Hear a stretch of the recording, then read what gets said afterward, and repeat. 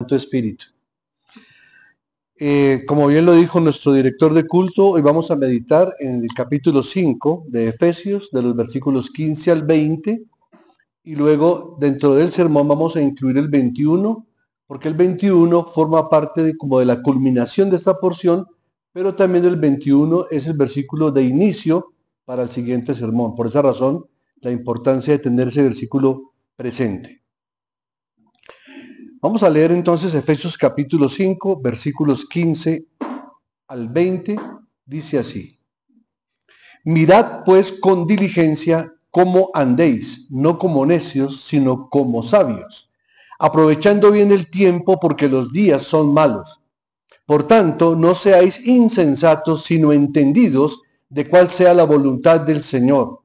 No os embriaguéis con vino, en lo cual hay disolución, antes bien sed llenos del Espíritu, hablando entre vosotros con salmos, con himnos y cánticos espirituales, cantando y alabando al Señor en vuestros corazones, dando siempre gracias a Dios por todo,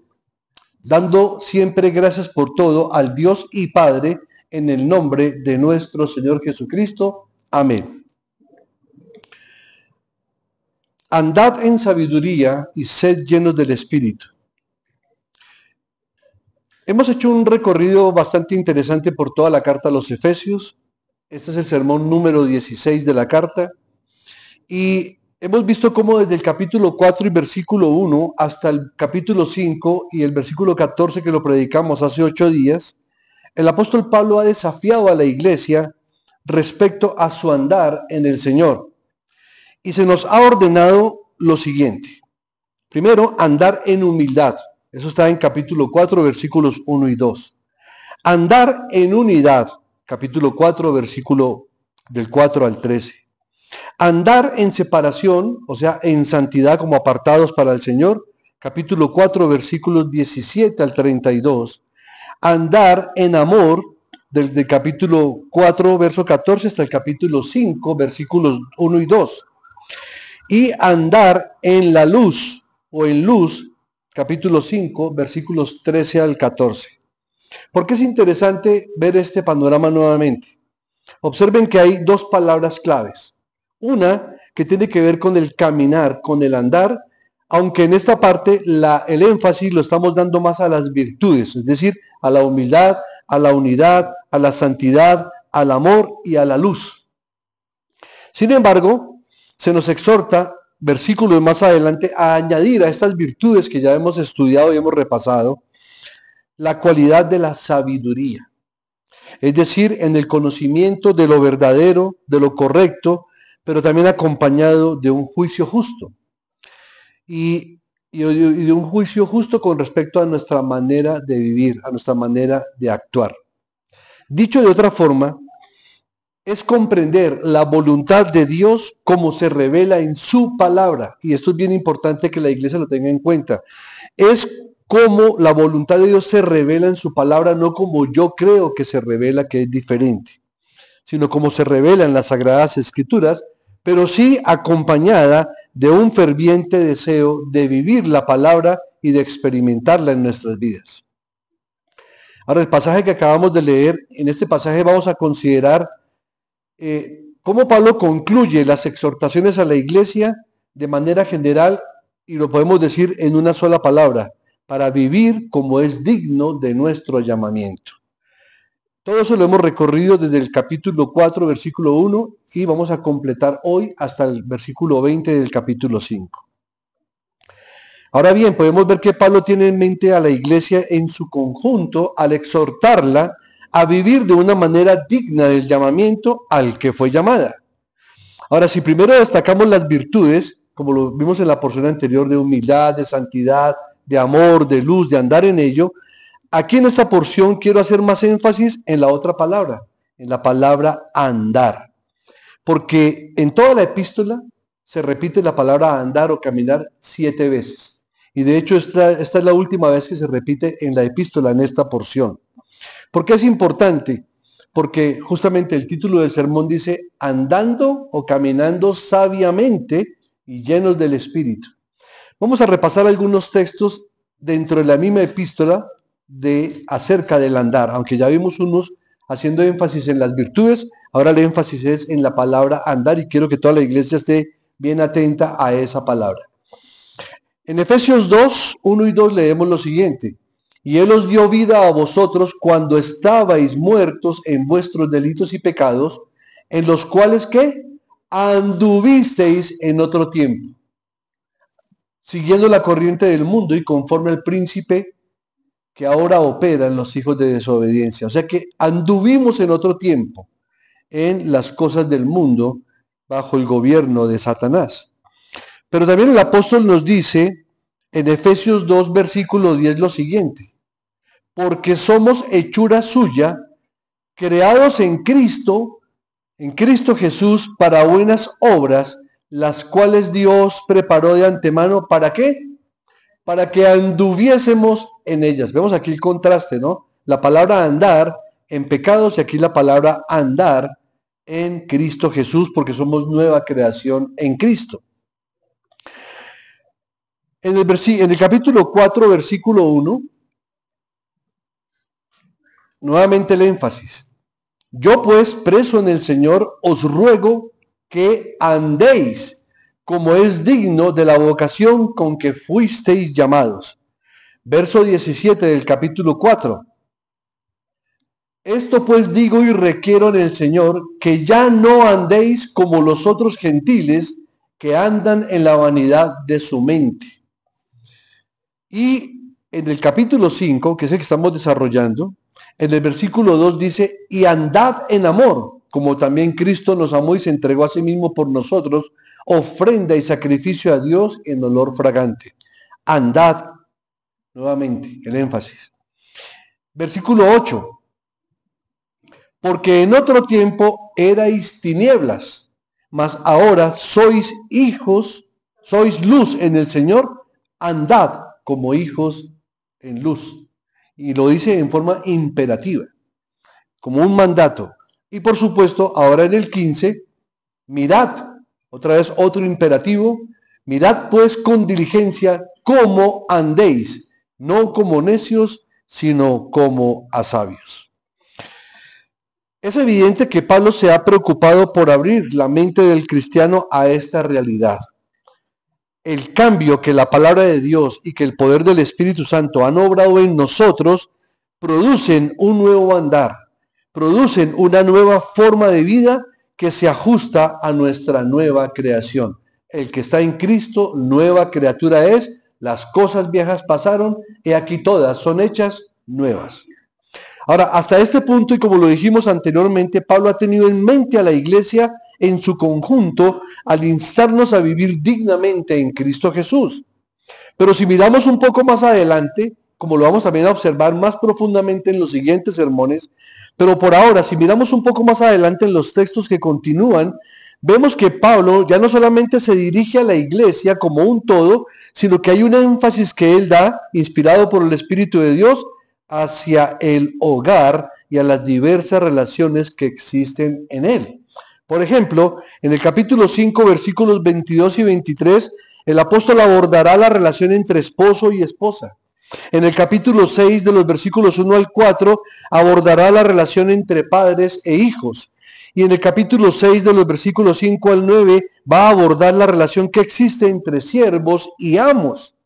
Entonces, mire toda la visión tan cosmológica, si lo podemos llamar así, en que Pablo incurre en estas enseñanzas de llevar el mismo mensaje a toda la iglesia, pero también a las familias, a los trabajadores, a los hijos, etcétera, etcétera.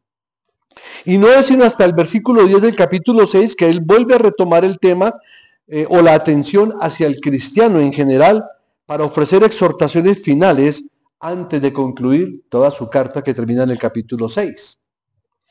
Ahora bien, volviendo a nuestro texto, quiero que veamos la siguiente distribución de cómo se puede esta porción que leímos hoy del versículo 5 hasta el 20 en 3 porciones y añadiendo inclusive el versículo 21.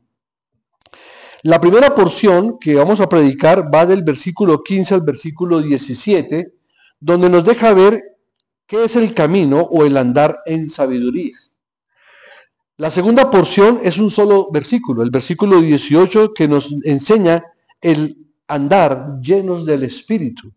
Y la tercera porción de esta parte va de los versículos 19 al 20, que es adoración llena del Espíritu, pero que eso no puede ser posible si no aplicamos el versículo 21. Entonces, tres porciones: el andar de la sabiduría, el andar lleno del Espíritu y la adoración llena del Espíritu Santo. Vamos con el primero entonces, la primera porción de los versículos 15 al 17, que nos habla de caminar en sabiduría. Retomémoslo nuevamente. Mirad pues con diligencia cómo andéis, no como necios, sino como sabios, aprovechando bien el tiempo, porque los días son malos. Por tanto, no seáis insensatos, sino entendidos de cuál sea la voluntad del Señor. Mirad, imperativo. Pero observen lo siguiente: el orden del versículo o el orden de la frase me causó mucho impacto al estudiarla, porque generalmente uno dice, cuando habla acerca de la diligencia, que seamos diligentes en ejecutar los trabajos, que seamos diligentes en hacer las gestiones, que seamos diligentes en actuar. Pero miren el orden: mirad con diligencia. Qué interesante. ¿Qué significa esto? Que tenemos que ser diligentes al observar lo que vamos a hacer. O sea que para mirar también se requiere diligencia, se requiere planear, se requiere meditar, se requiere analizar qué pasos voy a dar. Entonces, mirad con diligencia cómo debemos andar. Y como dije antes, esta es la séptima vez que se utiliza la palabra andar en la carta de Pablo, y aquí el apóstol nos advierte que andemos con cuidado en el mundo. Entonces observa el sentido doble de esa frase. Primero tenemos que mirar con diligencia, pero también tenemos que andar con diligencia, o tenemos que ser diligentes a mirar y también diligentes al actuar. Hay una frase de todo esto que nos puede concluir esta pequeña enseñanza. Porque todos los que viven andan, pero no todos andan con cuidado. Por eso el énfasis de mirad con diligencia cómo vamos a andar. Pensemos antes de actuar. Meditemos antes de dar un paso. Observemos todo.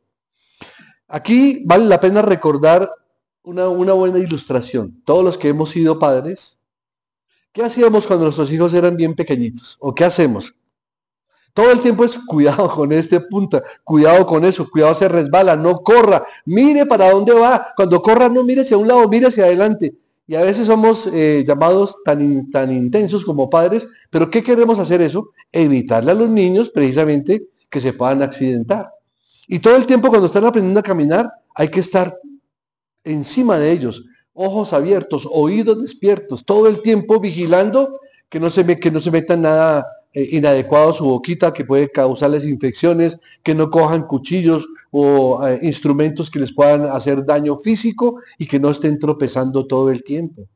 En un sentido eso es lo que Dios nos está enseñando el día de hoy. Por eso hay que ser como niños para entender las cosas del Señor. El Señor nos pide que andemos con cuidado, que revisemos, que observemos, que tengamos discernimiento en lo que nos rodea y en los peligros que nos pueden rodear, y que andemos con sabiduría. El andar sabio se define claramente en este versículo con cuidar pues nuestra conducta.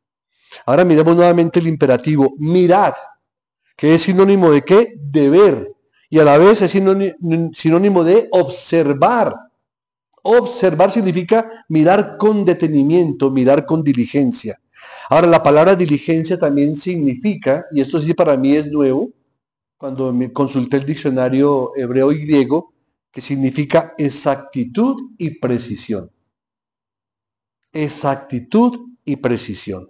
Y entonces el mandato que el apóstol Pablo nos da, inspirado por el Espíritu de Dios, es que prestemos atención a la manera en que debemos caminar en este mundo para que andemos con exactitud y precisión a fin de no tropezar y caer. Pero hay otra ilustración que nos ayuda a complementar esta primera porción del tema. Y es que si usted alguna vez ha visto a alguien caminar sobre la cuerda floja, entonces va a comprender a qué se refiere el apóstol Pablo con esta enseñanza. Yo recuerdo cuando estaba jovencito, lo cual pues por supuesto no hace mucho tiempo, proyectaron por televisión a un equilibrista que atravesó las cataratas del Niágara en una cuerda con una vara. Las cataratas del Niágara, con solo verlo en televisión, uno sentía un vacío aquí en el estómago. ¿En qué momento ese hombre se iba a caer? Por varias razones. Una, porque las cataratas caen con una potencia en esa, yo no las conozco porque no estaba allá, pero por televisión el ruido que hacen es tan estruendoso porque genera inclusive energía eléctrica potente. Y los vientos que se pueden suscitar allí, y ver a ese hombre pasando esa cuerda floja me hace recordar esta enseñanza de Pablo. Y si ustedes han visto a un equilibrista en los circos, se darán cuenta de que él tiene que dar cada paso con una precisión, con una exactitud y con una concentración tal a fin de no caer. También hace unos pocos años, cuando estaba menos joven, vi una película donde un equilibrista francés viaja a los Estados Unidos para pasar por la cuerda floja de una torre gemela a la otra torre antes, obviamente, de la caída. Y en la película también uno sentía el vacío, porque claro, la magia del cine hace ver ese abismo y que el hombre con esos vientos y cómo mueve esa varita y cómo da cada paso con esa precisión, pues a uno le da esa angustia tan tremenda, ¿no? Y es lo que el apóstol nos quiere enseñar a través de esta primera porción tan corta, pero mire cuánta riqueza espiritual, cuánta advertencia hay para que la iglesia aprenda a caminar con diligencia, con sabiduría en los asuntos que tienen que ver con este mundo. Entonces tienen que imaginarse que ese mundo es como esas cataratas, que ese mundo es como ese que los quiere absorber y que vamos caminando por la cuerda floja. No en vano el Señor dice que la vida del cristiano va por el camino estrecho y por la puerta angosta. Si ve que tiene mucha relación, entonces así es como debemos de ver el mundo, en el sentido en que no nos haga perder nuestra perspectiva y nuestra comunión con Dios. Como creyentes, hermanos, debemos ser diligentes en cada paso que damos en este mundo. De lo contrario, es garantizar que caeremos en la trampa de nuestra propia flaqueza, de nuestra propia maldad, pero también en las trampas del enemigo y, por supuesto, en los atractivos y en las tentaciones y apetitos que el mundo ofrece. El apóstol Pedro lo deja muy claro en primera de Pedro 5:8, que dice: sed sobrios y velad, porque vuestro adversario el diablo, como león rugiente, anda alrededor buscando a quien devorar. El diablo anda como león rugiente buscando a quien devorar. Ahora quiero aclarar que aquí la palabra sobrios no solamente tiene que ver con lo contrario a la ebriedad. El ser sobrio también indica ser equilibrado, porque hay gente que, aunque no esté ebria por el licor, actúan de una manera tan alocada que pareciera que estuvieran ebrios emocionalmente, porque no se mira con diligencia, porque no se miden las consecuencias, sino que actuamos alocadamente, sin control en las emociones. A eso también se refiere el ser sobrios. Cuando usted ve algunos predicadores que saltan en la tarima, y me perdonan la expresión, como loquitos, y saltan y gritan como locos, eso no es ser sobrio. No están ebrios de licor, pero están tan descontrolados en sus emociones que eso indica también lo contrario a la sobriedad. Es decir, la sobriedad también tiene que ver con el dominio propio y con el control de las emociones. Y por supuesto también incluye a los bebedores de vino, claro que sí, pero no significa que únicamente aquí sea sed sobrios y velad diciendo, uy no, entonces no me puedo tomar un vino y tengo que velar. No, la sobriedad tiene que ver con el equilibrio emocional. Y sabemos que cualquier estímulo emocional, ya sea por vino o por cualquier otra circunstancia que estimule las emociones, generalmente cuando están sobreestimuladas las emociones, la gente pierde el control de sí mismo. Porque vuestro adversario el diablo, como león rugiente, anda alrededor buscando a quien devorar. Él tiende trampas, acecha, tienta, le encanta. A él le encanta decir 1, 2 y 3 por fulano de tal que vea. Y si cayó la tentación, va y le echa más fuego para que siga gozándose en la tentación, a fin de que pierda la perspectiva del camino por el cual debe andar. Pero también en Santiago 1:14 dice que Cada uno es tentado cuando de su propia concupiscencia es atraído y seducido. Y esto es bueno mencionarlo porque en aras de la justicia, cuando una persona todo el tiempo cae en las tentaciones, a la única persona que quiere culpar es al diablo. Pero resulta que el Señor Jesucristo dejó muy en claro que es del corazón del hombre que nacen todas esas locuras, las orgías, las fornicaciones, los adulterios, los crímenes, las borracheras, salen del corazón del ser humano. Lo que el diablo hace es avivar esas cosas. ¿Sí? Y entonces se encuentra una iglesia donde reprendamos espíritu de Marlboro, espíritu de whisky.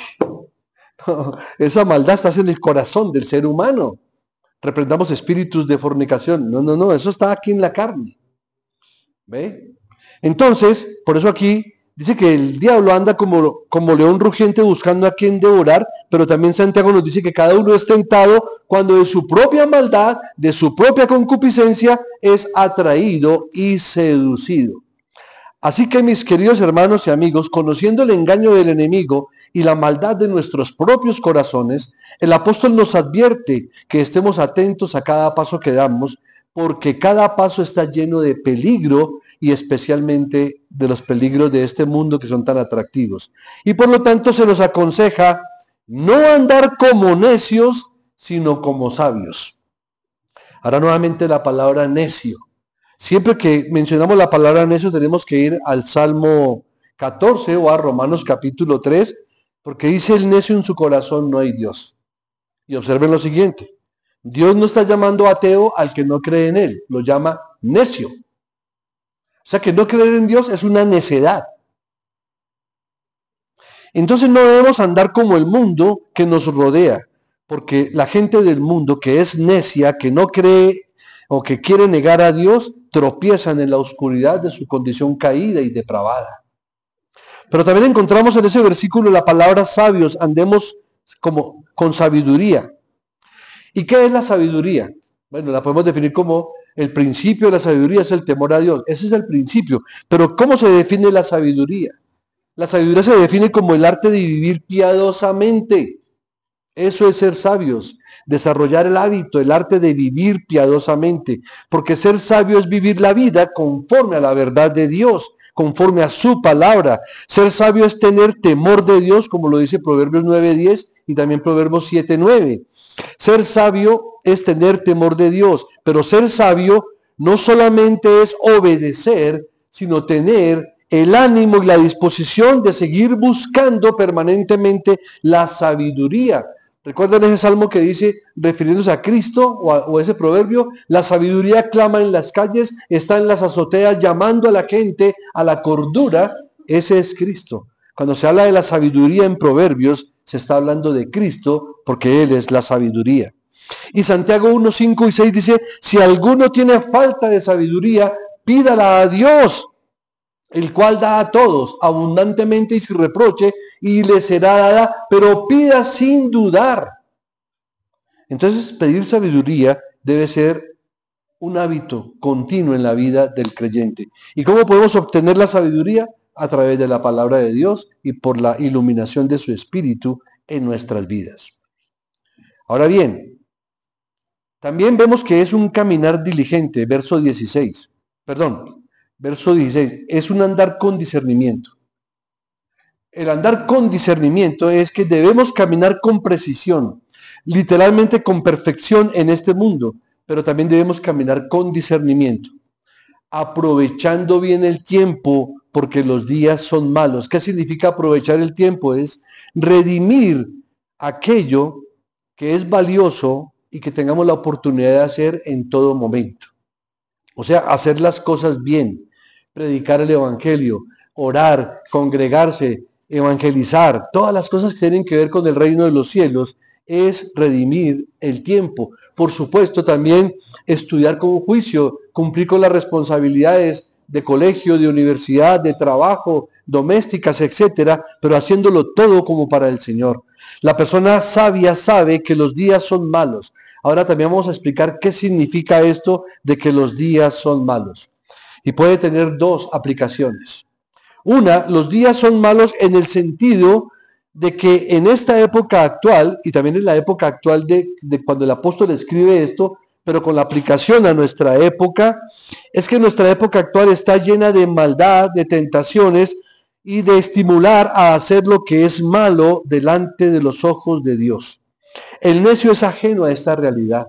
El necio, si quiere hacer el mal, disfruta del mal, goza del mal, no le preocupa hacer el mal, porque tiene dos cosas: o no cree en Dios y por eso es necio, o simplemente dice, al final me arrepiento de todo lo que he hecho y como Dios es amor, eso me voy directico para el cielo. Cuidado con eso. En cambio, el cristiano es sabio y sabe que su adversario, el diablo, anda como león rugiente buscando a quien devorar, y por eso camina o está muy atento y muy cuidadoso en su andar, porque tiene discernimiento para identificar las cosas que no le agradan a Dios. El cristiano, en su sabiduría, ya sabe lo que no glorifica a Dios, sabe lo que no honra al Señor y cuida de no deshonrarlo. Y dos, el sabio sabe que los días son malos en el sentido de que los días son fugaces.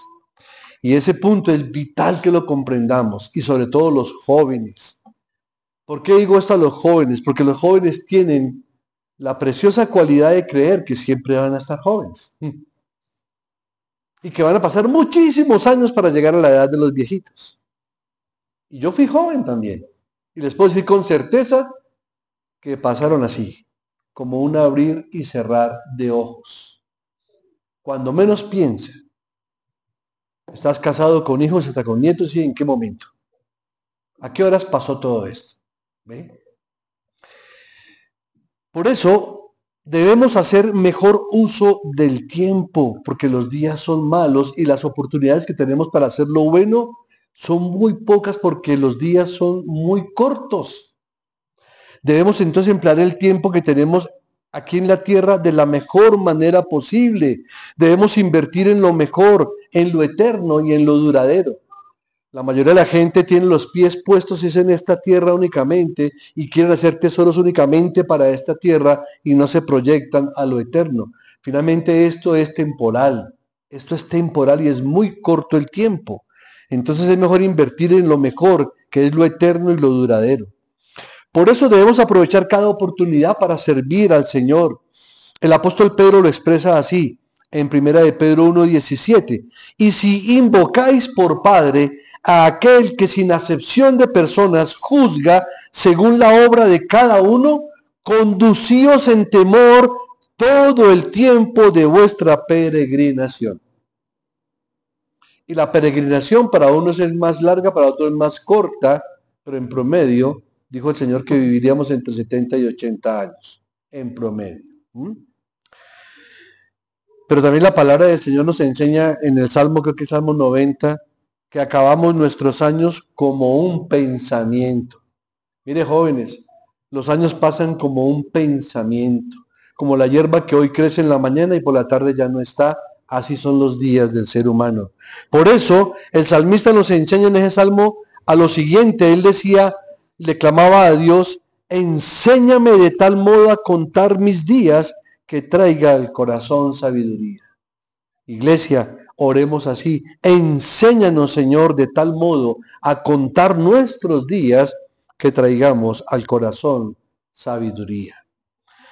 Tomando tiempo para orar, por supuesto, tomando tiempo para adorar al Señor, tomando tiempo para compartir el Evangelio, tomando tiempo para leer y meditar en las Sagradas Escrituras, tomando tiempo para congregarnos, para santificarnos y para honrar al Señor cada minuto de cada día en todo lo que hagamos.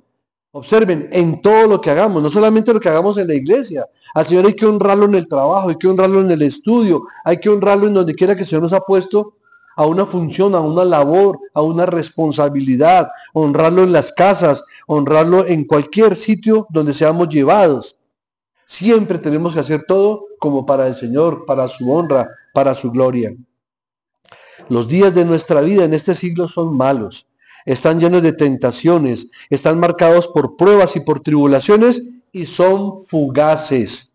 Ahora, esto no significa que todos nuestros días no sean así de malos, ¿no? También hemos disfrutado de cosas buenas en esta vida, aún de cosas muy buenas, pero por la gracia de Dios. Pero estamos hablando en el sentido de que los días son malos, en que está lleno de maldad y que el tiempo que tenemos sobre esta tierra y que el Señor nos conceda, no lo podemos estar desperdiciando en dándole gusto al diablo, dándole gusto al mundo y satisfaciendo mi carne de una manera egocéntrica, vanidosa, que no me va a dar vida eterna. No me va a llevar al cielo si sigo viviendo de esa manera. Y por eso debemos andar con sabiduría, aprovechando bien el tiempo. Entonces mire que en el versículo 15 vimos que era necesario andar con diligencia, en el 16 con discernimiento, y en el 17 nos dice que debemos andar porque es un camino definitivo. Observemos, por tanto, no seáis insensatos, sino entendidos de cuál sea la voluntad del Señor. Cuando dice por tanto, significa por todo lo anterior que les he expuesto en la carta, por todo lo que les he venido diciendo, por todo ello, hay que andar con sensatez, con entendimiento, y que no seamos insensatos. Ahora, ¿qué significa la palabra insensato? Hay mucha gente que se siente ofendida cuando uno le dice que insensatez la suya, y lo toman como una ofensa cuando la verdad es bíblica la palabra. Insensato significa no que la persona esté falta de inteligencia, pero sí que le falta sabiduría, y sabiduría bíblica. Eso es insensatez. Puede ser la persona más inteligente del mundo, pero si no tiene sabiduría bíblica, es un insensato, porque no conoce la voluntad de Dios, no conoce los preceptos, no conoce absolutamente nada de lo que Dios ha revelado en su palabra. En cambio, conocer la voluntad de Dios solamente es posible leyéndola, meditándola a través de lo que Dios reveló. ¿En dónde? En su palabra. En su palabra escrita y en su palabra viva, que es Cristo. Solamente allí el insensato podría adquirir sabiduría bíblica. Si la quiere conocer, debe de ir allá, debe de leerla, meditarla y pedir a Dios que le conceda sabiduría. Miren lo que dice Primera de Tesalonicenses 5:18. Nos manda a dar gracias en todo, porque esta es la voluntad de Dios para con vosotros en Cristo Jesús. O sea, ¿qué es voluntad de Dios? Que debemos darle gracias ¿en qué? En todo. Y si es en todo, es en todo. En lo bueno, en lo malo. En ambas cosas. Hay que darle gracias a Dios en todo y por todo. Cuando la gente dice, es que yo quiero conocer la voluntad de Dios, bueno, la voluntad es que le des gracias por todo. Por todo lo que ha pasado en tu vida, dale gracias al Señor. Y en Primera de Tesalonicenses 4:3 dice, porque esta es la voluntad de Dios, vuestra santificación. Entonces yo digo esto porque me preguntan, pastor, ¿y cómo hace uno para conocer la voluntad de Dios? Él aquí. Y apenas les he mencionado 2 versículos. Pero si usted la lee de Génesis, Apocalipsis, va a encontrar 36,000 versículos que le dicen cómo hacer la voluntad de Dios. Porque creo que más o menos eso es lo que contiene la palabra de Dios, como 36,000 o 37,000 versículos. Porque esta es la voluntad de Dios, vuestra santificación. ¿Qué significa esto? Que os apartéis de fornicación, que os abstengáis de inmoralidad sexual y que deje de hacer todo lo que ha mencionado el apóstol Pablo aquí en la carta y por supuesto en otros textos bíblicos. Así que podemos ver que la voluntad revelada de Dios no es misteriosa, se puede conocer y el cristiano debe conocerla. El cristiano debería decirle a Dios y orar junto con el salmista, como ora él en el Salmo 119, versículo 11, Señor, en mi corazón he guardado tus dichos para no pecar contra ti. Voluntad de Dios que nos santifiquemos, voluntad de Dios que conozcamos su palabra, que guardemos y que atesoremos los dichos del Señor para no pecar contra Él, porque Él quiere nuestra santificación y nos manda que seamos agradecidos en todo. Y por supuesto también el cristiano debe crecer para siempre en el arte de vivir piadosamente, aprendiendo a aplicar esas verdades que Dios ha revelado en las Sagradas Escrituras y aplicarlas a las circunstancias diarias que enfrenta en su vida. Por tanto, no seáis insensatos, sino entendidos de cuál sea la voluntad del Señor, dice el apóstol aquí en este versículo 17. Y vemos una aplicación general. Y esta aplicación la quiero transmitir en forma de preguntas. Así que les pregunto, mis hermanos y amigos, ¿están andando con cuidado? ¿Tienen la mirada puesta en Cristo y su palabra? ¿Están aprovechando al máximo el tiempo? ¿Están redimiendo el tiempo ya que los días son malos? ¿Sabiendo que los días son malos? ¿Están buscando la sabiduría, procurando crecer cada vez más en el conocimiento de la voluntad de Dios para cada uno de ustedes en Cristo Jesús? Son preguntas interesantes, ¿verdad? Esto significa vivir de una manera digna. Y no solo debemos despojarnos del viejo yo y de los viejos pensamientos, también tenemos que despojarnos de las palabras y de las acciones pecaminosas que nos han acompañado por tantos años, algunos más que otros. Siempre que hablamos del caminar de la persona, recuerdo las 3 resurrecciones que Cristo hizo. La niña, la hija de Jairo, que tenía 12 añitos, que estaba muerta, pero parecía que estaba dormidita. Todavía tenía brillo en sus ojos y sus cachetes estaban todavía coloraditos, pero estaba muerta. Luego vemos al hijo de la viuda que ya se disponía a transportar el cadáver de su hijo hacia el cementerio, lo cual nos da a entender que había fallecido por lo menos hacía 2 días. Y ya comenzaban a verse los signos de la muerte en su rostro. A la niña no se le veían, ¿sí ves? Pero estaba muerta. Hay algunos que los pecados no se les ven, pero están como muertos. Hay otros que ya manifiestan. Y el otro caso es Lázaro, que ya estaba sepultado hacía 4 días, ya hería. Y esa es la situación de unos que han caminado muchos más años en el pecado, pero finalmente los 3 estaban igualmente muertos. Y así estábamos nosotros, muertos en delitos y pecados, y el Señor nos salvó por gracia. Hermanos, tenemos que revestirnos de ese nuevo yo. ¿Por qué? Porque es que somos nuevas criaturas en Cristo, somos nueva creación. Hemos nacido espiritualmente para el Señor. Nos ha dado vida espiritual, vida eterna. Luego tenemos que vivir para esa dimensión que nos ha concedido. Esa es la lucha entre el espíritu y la carne, entre la vieja naturaleza y la nueva naturaleza espiritual. Debemos buscar la voluntad del Señor y aprender a obedecer. Hoy cantábamos nuevamente el himno, obedecer y confiar en el Señor. No hay otra forma de andar espiritualmente, es obedeciendo la palabra del Señor. Hermanos, debemos preguntarnos, y esto a manera general, si a veces nosotros mismos no nos complacemos demasiado fácilmente con nuestro progreso en la santificación. ¿Cuántos de nosotros o cuántos de ustedes se complacen únicamente con venir un par de horas a la iglesia el domingo? Pero el resto de sus vidas ni leen la palabra, ni oran, ni tienen comunión familiar, ni interceden, ni viven como debe ser bíblicamente. Quizás nos estamos conformando con una santificación que nos lleva más a un comportamiento socialmente aceptable que a dar un verdadero testimonio. De si la gente puede identificar en nosotros la presencia de Cristo, la gente podrá ver en nuestro rostro que somos hijos de Dios aunque no digamos una sola palabra, porque no es el hecho de andar con una Biblia bajo el brazo, eso lo hacen muchos, pero eso no significa que sean verdaderamente convertidos o que estén caminando en santidad. Se ve, se refleja en la vida del creyente que está en un proceso de santificación. Ojo, no estoy diciendo que sea santo y que no peque, pero que se le vea el proceso de santificación, de madurez. Pero no creo que lo podamos llevar a cabo únicamente disfrutando de una comunión cristiana cada 8 días, un par de horas. Eso es un modo de vivir. Esto no es religión simplemente, aunque la verdadera religión trae santificación.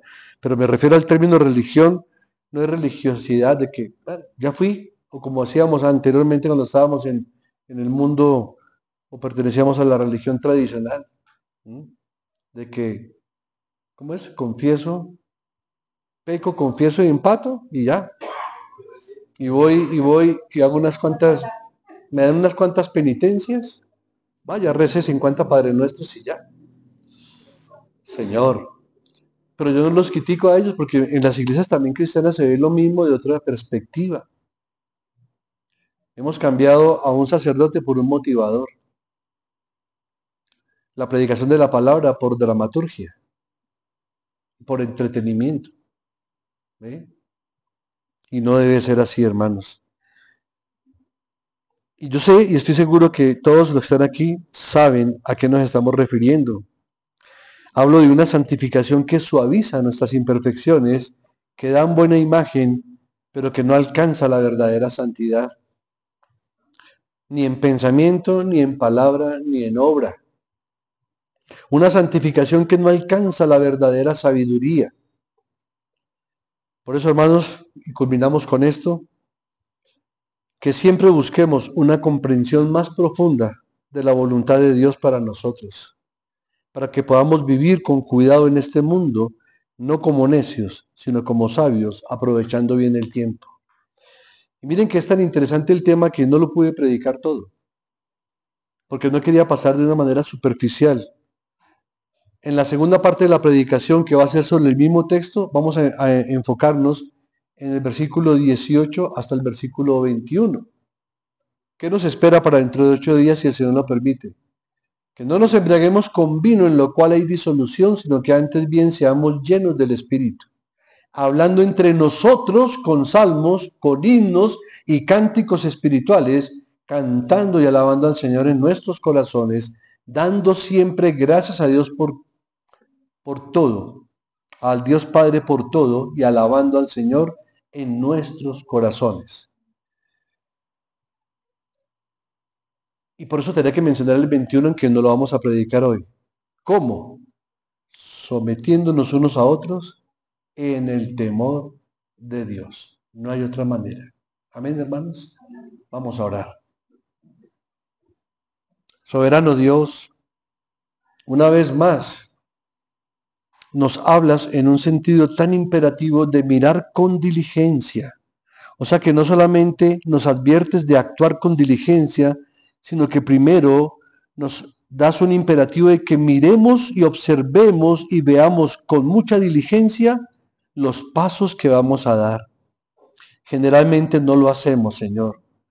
Andamos con diligencia en muchas cosas, sí, venimos a la iglesia con diligencia, o venimos a los tiempos de oración con diligencia, pero no observamos con diligencia qué es lo que vamos a hacer.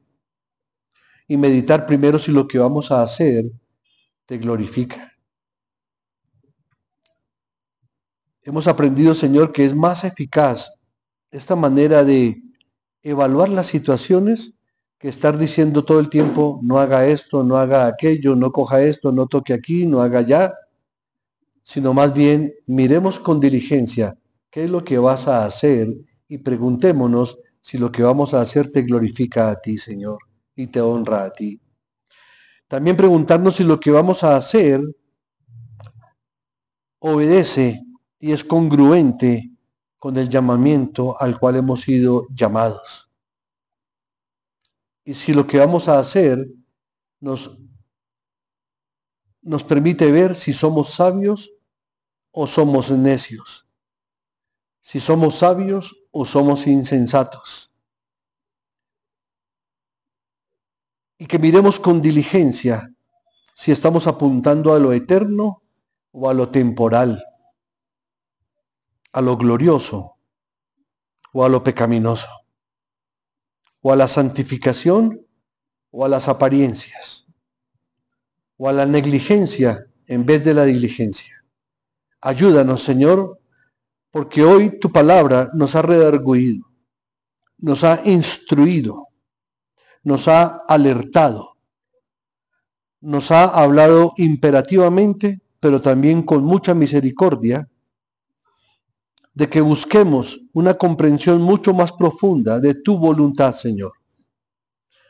Que busquemos una comprensión más profunda de tus mandatos, de tus preceptos, para que podamos vivir con cuidado en este mundo, en estos días malos, Y ayúdanos, Señor, a que no andemos como necios, sino como sabios, aprovechando y redimiendo bien el tiempo.